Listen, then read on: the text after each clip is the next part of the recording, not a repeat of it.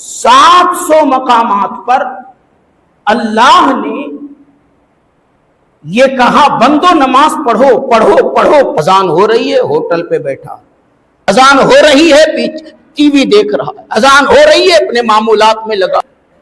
ایسے انسانوں سے میں جہنم کو بھر دوں گا. نماز اپنے نمازی کو بخشوانے کے لیے اللہ کی بارگاہ میں حاضر ہوگی. تب نماز سے بھاگنے والوں, جب تمہارے کان سنیں گے فلاں آدمی کو نماز کی وجہ سے بخشا جا رہا, اللہ تعالیٰ ایسے بے نمازیوں کو قیامت میں فرعون کے ساتھ, نمرود کے ساتھ, اور اللہ فرمائے گا کہ ان سبوں کو انہی مجرموں کے ساتھ جہنم میں ڈال دو. نماز نہیں, روزہ نہیں, تلاوت نہیں, تسبیح نہیں, بس پیر صاحب ہیں. نماز پڑھے بغیر اگر کوئی پیر بن جاتا تو میرے آقا سے بڑا کون پیر ہے. امام حسین کربلا کے میدان میں تلواروں کی جھمکار میں, تیروں کے مینے میں نماز کا اہتمام کیا. کیوں؟ پیر نہیں ہے, یہ سب شیطان کے خلیفہ ہیں. معاف کیجئے, پیر نہیں ہے, یہ سب شیطان کے ایجنٹ ہیں. پیر وہی ہے جو شریعت کا پابند ہو, حقیقت والا وہی ہے جو شریعت کا پابند ہو. اللہ رب العزت کا ولی وہی ہے جو شریعت کا پابند ہو. روایتوں میں آتا ہے نعت نبی پڑھنا اور سننا یہ دونوں عبادت ہونے کے ساتھ ساتھ دل میں اللہ کی رسول صلی اللہ علیہ وسلم سے محبت پیدا کر رہے ہیں. حضور سے دل میں محبت جاگتی ہے نعت نبی سے. تو ہم نے ارادہ کیا کہ 2-3 بند ہر جمعہ آپ کو سنوا دیا کریں 2-3 منٹ میں. شاید اللہ کسی نعت کے صدقے ہمارے اور آپ کے دل میں حضور سے محبت پیدا فرما دے, اور وہ محبت ہمارے لیے حدیث پاک کی روشنی میں بخشش کا ذریعہ بن جائے. حضور کا فرمان آپ کو پہنچا ہوگا کہ جس کے دل میں رائی کے دانے کے برابر بھی میری محبت ہوگی اسے میں بخشوا لوں گا. اسلام میں نظام عبادت انسان کے لیے نفع اور نقصان کے مطابق ہے. اگر اسلام نے کسی چیز سے منع کیا ہے تو اس سے رکنا یہ عبادت ہے اور کرنے میں نقصان ہے. اسلام نے کسی کام کے کرنے کا حکم دیا ہے تو اس کا کرنا عبادت ہے, نہ کرنے میں نقصان ہے. دنیا اسی بات کو لے کر حیران بھی ہے کہ اسلام اپنے ماننے والوں کو جن چیزوں کا پابند کیا ہے وہ چیزیں دراصل تمام عالم انسانیت کے لیے ضروری ہیں. یہ ہے اسلام کی عبادتوں کی سندرتا. دوسرے اور مذاہب میں نہ تو عبادت کی کوئی ڈسپلن ہے, نہ ہی اس کا کوئی خاص فائدہ لوگوں کو نظر آتا ہے. لیکن اسلام نے جو نظام بنایا ہے پوری دنیا میں, گاؤں کھیڑوں میں, شہر بازار میں, مساجد مدارس میں چکر لگا کر دیکھ لیں, ایک ہی جیسے سب عبادت کرتے نظر آئیں, ایک ہی طرز پر. ایسا نہیں ہے کہ آپ یہاں 4 رکعت اگر فرض پڑھتے ہیں ظہر کی تو کہیں 2 ہی پڑھتے ہیں, کہیں 6 اور 5 پڑھتے ہیں. ایسا نہیں, سب ایک جگہ. یہ اسلام کی سندرتا ہے اور خوبصورت نظام ہے. ان تمام عبادتوں میں جو ام العبادات ہے وہ نماز ہے. نماز ام العبادات کہلاتی ہے اور انسان کے لیے دنیا اور آخرت, قبر و حشر, ہر میدان کے لیے اگر کوئی شے زبردست نفع بخش ہے تو وہ نماز ہے۔ یہ اور بات ہے، ہم نہ سمجھیں الگ بات، ہماری بدھی نہ قبول کرے الگ بات، ہم دنیا کے جھمیلوں میں اپنے آپ کو ایسا الجھا لیں کہ رب کے حضور ماتھا رکھنے کا سمے نہ نکال سکیں، یہ آپ کا پرسنل میٹر۔ لیکن اگر کسی بندے کو دنیا کی زندگی میں ایسا ساتھی چاہیے جو ہر جگہ نفع پہنچائے، ہر پل ساتھ دے، سپورٹ کرے، تو وہ نماز ہے۔ قبر میں بھی آپ کو کوئی ساتھی چاہیے جو ساتھ میں اترے، سوالات کے جوابات میں ہیلپ کرے، تو وہ نماز ہے۔ قیامت کے دن جب اٹھیں گے، سر پر سورج ہوگا، بھیجے کھول رہے ہوں گے، ایسے میں کسی کو اگر چھتری جیسی کوئی سایہ دار چیز چاہیے تو وہ نماز ہے۔ میں اجمالی بات عرض کر رہا ہوں۔ اور جب اللہ کی عدالت میں آپ کو کھڑا کر دیا جائے، سوال خدا کی طرف سے جواب آپ کو دینا ہوگا، اگر بدھی جاگ رہی ہے تو سوچ لو خدا کے سوال کا جواب دینے کی حیثیت ہے تمہاری، ہماری، کسی بندے کی؟ بدن میں لرزہ طاری ہوگا، زبان سوکھ جائے گی، ہم کو کوئی سوال کا جواب کیا یاد رہے گا؟ ایک پل کے لیے سوچو۔ ایسے موقع پر اگر کوئی ہیلپ کے لیے پہنچنے والی چیز ہے تو نماز۔ اب بھی نہ سمجھو تو کیا سمجھائیں؟ ابھی دماغ میں نہ بیٹھے تو کیا بیٹھائیں؟ ایک سوال کرتا ہوں، جواب آپ دیجئے۔ آپ کا کوئی نوکر یا آپ کا کوئی بیٹا آپ کی بات نہ مانے، ایک بار کہا نہیں مانا، 2 بار، 3 بار، 4 بار، 5 بار، 10 بار آپ نے کہا، بیٹا نہیں مانا، نوکر بات نہیں مانا، الٹا ہی کر رہا ہے، ایمانداری سے بولنا، غصہ لگے گا کہ نہیں لگے گا؟ زور سے بولو، لگے گا غصہ؟ اور جب غصہ لگے گا تو اس غصے کے بدلے کیا کرو گے؟ نوکر ہے تو کارخانے سے بھگاؤ گے کہ نہیں بھگاؤ گے؟ بیٹا ہے تو ڈانٹ پھٹکار کرو گے، ڈنڈا لاٹھی چلاؤ گے، اور بعض اوقات گھر سے بھی بھگاؤ گے۔ بولو، کرو گے کہ نہیں کرو گے؟ کرو گے نا بھائی؟ اب جواب دیجئے۔ قرآن کریم میں ہمارا اور آپ کا، ساری کائنات کا خدا 700 مقامات پر کہتا ہے کہ تم نماز پڑھو۔ کتنے؟ 700 مقامات پر اللہ نے یہ کہا بندو نماز پڑھو پڑھو پڑھو پڑھو۔ 10 بار کوئی بات نہ مانے تمہاری تو تم آپے سے باہر آ جاتے ہو۔ میں 10 زیادہ کہہ رہا ہوں، ورنہ تو 2 ہی 3 میں آپ آپے سے باہر آ جاتے۔ یہاں 700 بار کہا لیکن نہیں مانا۔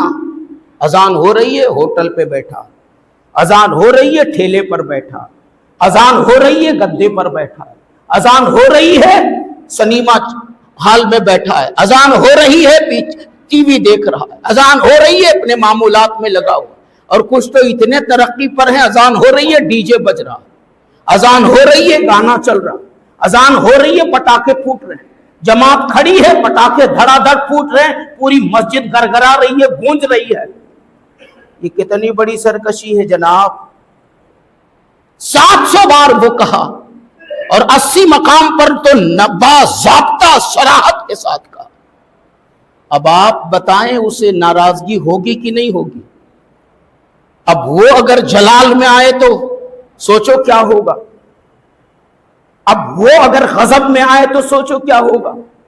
اسی لیے کہا قرآن میں لَأَمْلَأَنَّ جَهَنَّمَ مِنَ الْجِنَّةِ وَالنَّاسِ أَجْمَعِينَ، ایسے انسانوں سے میں جہنم کو بھر دوں گا۔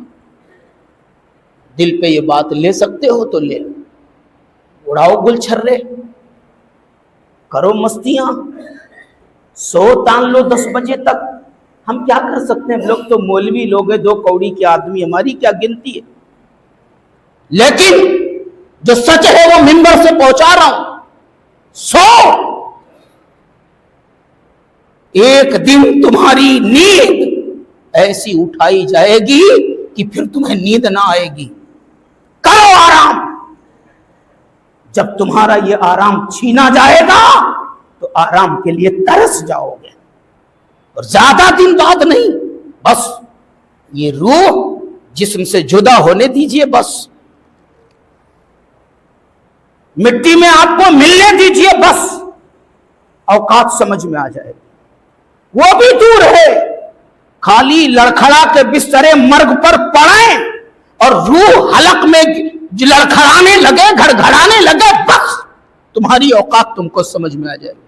تب کہو گے ہائے ہائے ہائے، کیا کر رہا تھا میں، کیا کر رہا تھا میں، کیا ہو گیا مجھ سے، یہ تب کہو گے. پر اس وقت کوئی مطلب کا نہیں ہوگا پیارے.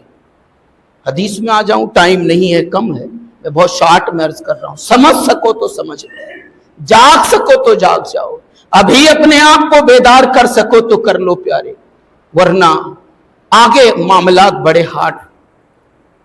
اللہ کے حبیب نے فرمایا، حدیث پاک میں، مشکوٰۃ شریف میں حدیث ہے،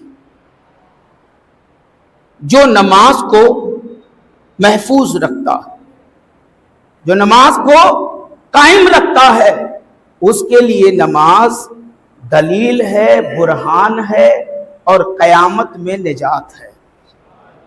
قیامت میں نجات ہے. نماز اپنے نمازی کو بخشوانے کے لیے اللہ کی بارگاہ میں حاضر ہوگی اور دعویٰ کرے گی، اللہ یہ میرا نمازی ہے، آج تیری عدالت میں تیرے سوالوں کا جواب اس سے کیا ہوگا، تو بڑا رحیم و کریم ہے، اسے معاف کر دے. تب نماز سے بھاگنے والوں، جب تمہارے کان سنیں گے فلاں آدمی کو نماز کی وجہ سے بخشا جا رہا، فلاں آدمی کی بخشش ہو گئی ہے نماز کی شفاعت کی بنیاد پر، تب وہاں سینہ پیٹ لینا، کچھ نہیں حل ہوگا. تب وہاں پچھتا لینا، کچھ حل نہیں ہوگا. یہاں کر لو آرام، وہاں تو دکھ ہی دکھ پھر ہوگا، اللہ خیر کرے. تو نجات ہے اس کے لیے. اور اس کے برعکس جس نے نماز کو چھوڑا، اس کے لیے نہ تو کوئی دلیل ہے اور نہ ہی کوئی نور ہے. کوئی نور نہیں، کوئی دلیل نہیں، اور نہ ہی وَلَا نَجَاتٌ يَوْمَ الْقِيَامَةِ، اور قیامت کے دن اس کے لیے نجات کا کوئی راستہ ہی نہیں. اس کو یوں سمجھ لیں کہ بے یارو مددگار. ایک آدمی فرض کریں اسی دنیا میں کہ اس کا کوئی یار مددگار نہ ہو، چاروں طرف سے مصیبتیں گھیر لیں، کوئی اسے سلام کرنے کے لیے تیار نہ ہو، تو اس کا کیا حال ہوگا؟ تھوڑا تصور کر لیں. اب پھر قیامت میں جس بندے پر اللہ رحمت کی نظر سے نہ دیکھے، رسول کریم جس پر محبت کی نظر سے نہ دیکھے، جو بے یار و مددگار ہو، حدیث کا مفہوم یہی ہے، اس کا کیا حال ہوگا قیامت میں؟ اس کا ٹھکانہ صرف ایک ہوگا، وہ جہنم. کیسے؟ اسی حدیث میں آگے کہا گیا، اللہ تعالیٰ ایسے بے نمازیوں کو قیامت میں فرعون کے ساتھ، نمرود کے ساتھ، حامان کے ساتھ، ابی بن خلف کے ساتھ، یہ بڑے بڑے دجال جو ہیں ان کے ساتھ ان بے نمازیوں کو اکٹھا کر دیا جائے گا، اور اللہ فرمائے گا کہ ان سبوں کو انہی مجرموں کے ساتھ جہنم میں ڈال دو. اب یہاں ان لوگوں پہ لکھ دو جملے جو کسی پیر صاحب کا دامن پکڑ کے بیٹھے ہیں اور نماز نہیں، روزہ نہیں، تلاوت نہیں، تسبیح نہیں، بس پیر صاحب ہیں، لمبے لمبے بال ہیں، 10 انگلیوں میں انگوٹھیاں ہیں، گلے میں مالا ہے، دھونی رمائے چھوچا کر رہے ہیں اور کہہ رہے ہیں کہ بس میں کافی ہوں. اللہ کی قسم، ان ڈھونگی پیروں کے چکر میں نہیں پڑنا. یہ جھولیاں گزر رہی ہیں، ان کا احترام کر لیں، جو کچھ ہو سکتا ہے زیادہ سے زیادہ اس میں اپنا تعاون پیش کریں. تو حضرات، ان کے چکر میں نہیں پڑنا، ان ڈھونگیوں کے. صرف اتنا یاد رکھو، اگر نماز چھوڑے بغیر کوئی پیر نماز پڑھے بغیر اگر کوئی پیر بن جاتا تو میرے آقا سے بڑا کون پیر ہے؟ نماز چھوڑ کر کوئی پیر بن جاتا تو غوث اعظم سے بڑا کون ہے؟ نماز چھوڑ کر کوئی پیر بن جاتا تو خواجہ ہند سے بڑا کون ہے، مخدوم سمنانی سے بڑا کون ہے، سید سالار مسعود غازی بہرائچی سے بڑا کون ہے؟ یہ آپ کے جو بڑے بڑے سالار، آپ کے یہ بڑے بڑے بزرگان دین جنہوں نے آپ کی قسمتیں بدل دی، ملک کی قسمتیں بدل دی، ان اکابرین نے رات رات نماز میں گزار دی، تو آج کے ان ڈھونگیوں کے چہرے کو سمجھو پیارے، ان کے چکر میں نہ پڑو آپ۔ اگر نماز چھوڑ کر سب کچھ ہو جاتا، حضور شفاعت فرماتے، تو صدیق اکبر کو پھر نہیں پڑھنا چاہیے، کیونکہ ان کو تو حضور نے جنت کا مژدہ دے دیا تھا۔ فاروق اعظم عثمان غنی ہیں، حضرت مولائے کائنات ہیں، ان سبوں کو پھر کیا ضرورت تھی؟ امام حسین کربلا کے میدان میں تلواروں کی جھمکار میں، تیروں کے مینے میں نماز کا اہتمام کیا، کیوں؟ ان کے لیے تو ان کے نانا کافی تھے نا، پھر کیوں نماز پڑھی؟ یہ سارے بزرگوں کی زندگی آپ کے لیے دلیل نہیں ہے؟ جا کے ان جاہل ڈھونگیوں کے چکر میں پڑتے ہو جو کبھی ایک سجدہ نہیں کرتے۔ اپنے آپ کو بچاؤ، یہ پیر نہیں ہے، یہ سب شیطان کے خلیفہ ہیں، معاف کیجئے، پیر نہیں ہے، یہ سب شیطان کے ایجنٹ ہیں۔ یہ پیر نہیں ہے، یہ ابلیس کے نوکر چاکر ہیں، یہ ابلیس کے لیے کام کر رہے ہیں، شیطان کے لیے کام کر رہے ہیں، شیطان کا ایجنٹ ہے، ان کے چکر میں نہ پڑو۔ پیر وہی ہے جو شریعت کا پابند ہو، حقیقت والا وہی ہے جو شریعت کا پابند ہو، معرفت والا وہی ہے جو شریعت کا پابند ہو۔ اللہ رب العزت کا ولی وہی ہے جو شریعت کا پابند ہو۔ یہ تم سے کہتے ہیں معرفت حقیقت والے، اللہ کی قسم ان کو معرفت کی ہوا نہیں لگی، ان کو حقیقت کی ہوا نہیں لگی ہے، ان کے چکر میں قطعی نہ پڑیں۔ نماز پڑھیں پیارے، نماز کے لیے میرے آقا فرماتے ہیں نماز میں میری آنکھوں کو ٹھنڈک پہنچتی ہے، نماز میں میرے آنکھوں کی ٹھنڈک پہنچتی ہے، تو نماز کی کثرت کرو، نماز آخرت کا توشہ ہے۔